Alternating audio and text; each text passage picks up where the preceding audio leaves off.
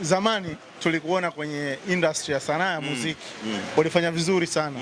Ulishawahi kumzungumzia Harmonize, ushawahi kuwazungumzia marafiki zako wa karibu sana vizuri, wanathamini mchango wako.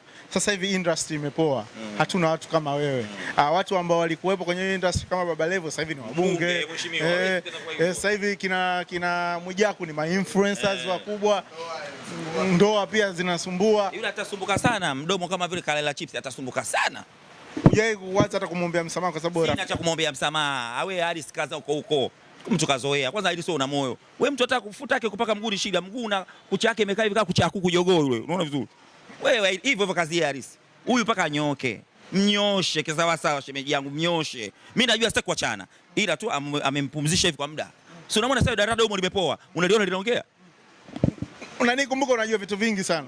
Chanzo cha ugomvi wao wewe ulivyosikia kwa watu, kwa sababu wewe sio mwanafamilia. Yule muuni. Mwijaku muuni, ana adabu. Yule kwenye maisha yetu mvumilie sana mwanamke ambaye anakuvumilia kwenye madhaifu yako. Na hawa wanawake wana moyo jamani, siku tuamua waseme wafunguke ya moyoni, tutakimbizana huko mji. Wanawake wana moyo, tuwape maua yao. Wana moyo sana, tuvumilia sana. Wanafikiri kuishi na mwanaume kama kumbuka kama Mwijaku. Si unataka moyo?